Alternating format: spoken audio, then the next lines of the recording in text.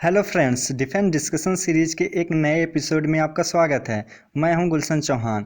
आज हम दुनिया की लार्जेस्ट स्टैंडिंग आर्मी यानी कि इंडियन आर्मी के कुछ इंटरेस्टिंग फैक्ट के बारे में डिस्कस करेंगे। तो चलिए शुरू करते हैं। पॉइंट नंबर 1, दुनिया का सबसे बड़ा आत्मसमर्पण। दुनिया का सबसे बड़ा आत्मसमर्पण इंडियन आर्मी ने करवाया था 1971 में, जब वेस्ट पाकिस्तान ने बांग्लादेश के विद्रोह को ख़त्म करने के लिए अपनी आर्मी भेजी तो इंडिया ने बांग्लादेश का सपोर्ट करते हुए पाकिस्तान के अगेंस्ट अपनी आर्मी डिप्लॉय कर दी और कर्नल जगजीत सिंह अरोड़ा के नेतृत्व में इंडियन आर्मी ने पाक आर्मी को सरेंडर करने पर मजबूर कर दिया।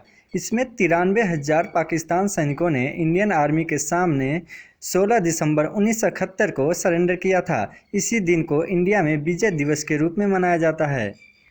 पॉइंट नंबर 2, ऑपरेशन राहत। इंडियन आर्मी सिर्फ बॉर्डर पर ही हमारी सुरक्षा नहीं करती बल्कि देश के अंदर भी आपदाओं में हमें बचाती है। जैसे कि 2013 में उत्तराखंड में आई भीषण बाढ़ में इंडियन आर्मी ने ऑपरेशन राहत चलाकर लाखों लोगों की जान बचाई थी।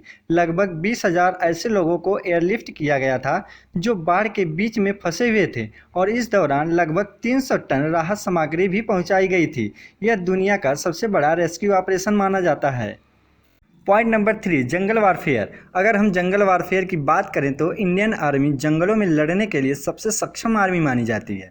दुनिया भर के कई देशों की आर्मी इंडियन आर्मी के साथ जंगल वारफेयर की एक्सरसाइज करने के लिए आते हैं।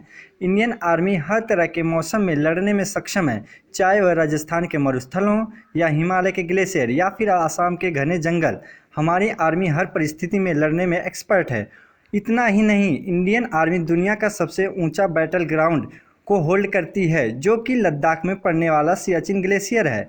यहाँ पर दुश्मनों से ज़्यादा मौसम का खतरा रहता है क्योंकि सर्दियों में यहाँ का तापमान -50 डिग्री सेल्सियस तक चला जाता है और यहाँ पर हिमस्खलन का भी खतरा बना रहता है। Point number 4, military strength. अगर हम इंडियन आर्मी की मिलिट्री स्ट्रेंथ की बात करें तो हमारे पास 4500 से ज़्यादा टैंक्स, 6800 से ज़्यादा आर्म व्हीकल्स, 14 लाख से ज़्यादा एक्टिव पर्सनल्स और 11 लाख से ज़्यादा रिजर्व पर्सनल्स हैं। यहाँ पर एक्टिव पर्सनल्स का मतलब है जो हमेशा सर्विस में एक्टिव रहते हैं और जिनको गवर्नमेंट से पेमेंट, मेडिकल और अन्य सुविधाएं उपलब्ध कराई जाती हैं।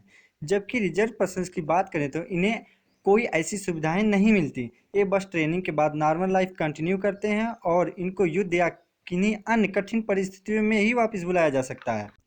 इसके साथ ही इंडियन गवर्नमेंट $71.1 बिलियन का रक्षा बजट प्रोवाइड कराती है जो देश की कुल जीडीपी का 2.4% है और इंडिया वर्ल्ड में हथियारों का दूसरा सबसे ज़्यादा इंपोर्ट करने वाला देश है। Point number 5, missile strength. अगर हम इंडियन आर्मी की मिसाइल स्ट्रेंथ की बात करें तो इंडिया में मारक क्षमता की बेसिस पर कई तरह की मिसाइल्स हैं जो युद्ध में किसी भी दुश्मन के ठिकानों को बिना मौका दिए डिस्ट्रॉय करने में सक्षम है। इनमें मेनली अग्नि, पृथ्वी, नाग, ब्रह्मोस, प्रहार, त्रिशूल, आकाश शामिल हैं।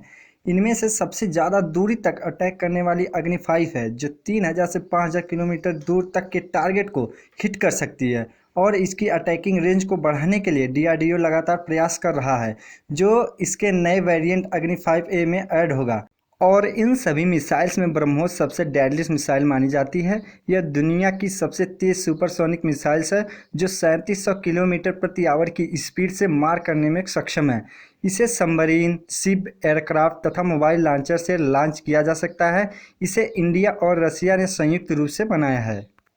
Point number 6, some important deals. Recently India ने रसिया से S-400 एयर डिफेंस सिस्टम खरीदने की डील की है जो किसी भी हवाई हमले से हमारी सुरक्षा कर सकता है। इसके साथ ही अमेरिका से अपाचे और चिनूक हेलीकॉप्टर खरीदने की डील है जो इंडिया के डिफेंस सिस्टम को काफ़ी हद तक इंक्रीज करेंगे। तो गाइज़, अगर आपको यह वीडियो पसंद आया है तो please like, share and subscribe करें और अगर आपको किसी अन्य टॉपिक पर वीडियो चाहिए तो उसे कमेंट सेक्शन में मेंशन करें और अगर आपको इन टॉपिक से रिलेटेड कोई कन्फ्यूजन है तो आप उसे पूछ सकते हैं। Thanks to all of you.